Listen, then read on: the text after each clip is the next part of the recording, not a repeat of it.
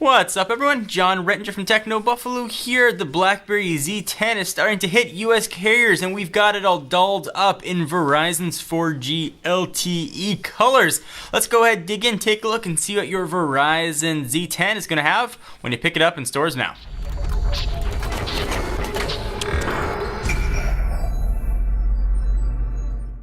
Alright, so the box is relatively nondescript. Verizon at the top, Blackberry logo down below, little Z10 emboss action, what's in the box, but of course we'll run through all that, and that's about it. We will ceremoniously take off the sleeve. Boom. Nothing really different about the Verizon version versus the unlocked or the GSM side, but I'll remind you of what all the specs are here in just a moment. Take the phone out. Our version is all done up in white. Actually, I haven't seen the white version yet, so that's kind of cool. So there is the phone. I'll start the power up process since it can be a bit long with the Z10, and of course we'll walk through all the software stuff in just a moment. See if it's got enough juice to power on. There it goes. So what are you going to get in the box? You are going to get a 4G LTE SIM card. You're going to get some start here information. You're going to get this guy letting you know it's using a Snapdragon processor. Got a wall wart and a cable, and that is it. No headphones to be found in that box at all. Push all that stuff off to the side. Here is what you are here to see, the Blackberry Z10. So it's going to be available for $199, but of course that price is always subject to change, so check with Verizon before you pick it up. From a dimension standpoint, in case you forgot, it's identical to the GSM side. 5.12 by 2.58 by a pretty thin 0.35, and it weighs 4.93 ounces. It's got a 4.2-inch display, which is not bad. It's not giant, but it is a 720p display. 1800 milliamp hour battery, 1.5 gigahertz dual core Snapdragon chip, 2 gigs of RAM, 16 gigs of storage, plus micro SD, 8 megapixel camera on the back, plus 1080p video, 2 megapixel shooter on the front, but that can also shoot 720p. We've got Verizon's LTE service here, Bluetooth 4.0 and NFC. That was a mouthful.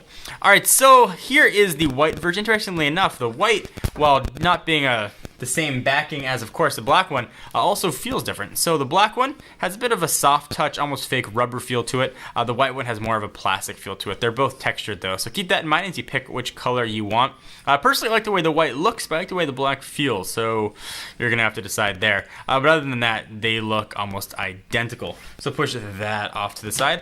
Let's go ahead and take a look at the settings and see what software version this guy is running. We'll jump on into settings.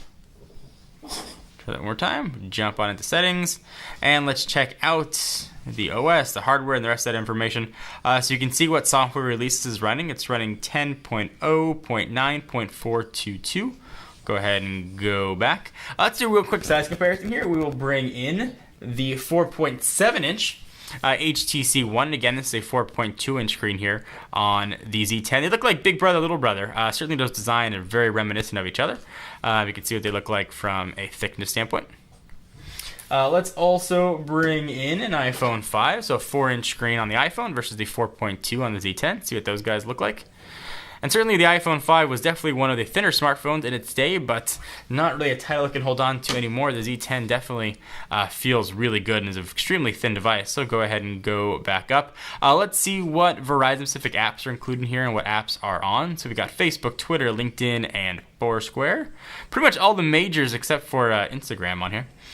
So you got My Verizon Mobile, Backup Plus for all your contact backing up, smart tags included, games, and that really looks it for Verizon branding, which is quite nice. This is a global ready phone, so it'll work on GSM networks wherever you might be. Other than that, though, it's pretty standard Z10. We've got a charging and micro HDMI on the side.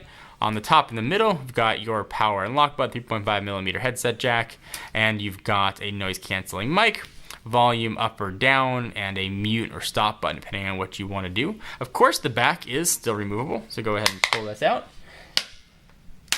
Boom. And this is where the battery is going to live. It's the LS1. Let's check, see if we can check the milliamp hours on without pulling it out. All right, we'll do a battery pull here and tell you guys what milliamp hours we're looking at. It is an 1800 milliamp hour affair. It's where your micro SIM cards are going to live, and if you want to do expandable storage, you can pop that sucker in right there. So of course we will test this guy and let you know how it performs. Anything different we need to note over our previous review that we did of the Z10, we'll go ahead and augment that review. The link is going to be down below. And then there is the NFC antenna. So what do you guys think? You excited about the Z10 on Verizon? Is the phone you've been waiting for? All the Blackberry faithful, we love to hear from you. White or black? We also want to hear which color choice is best going to suit you. Give this video a thumbs up. We definitely appreciate it. I am John Ranger from Techno Buffalo, and I will see you guys in the next video. Bye-bye.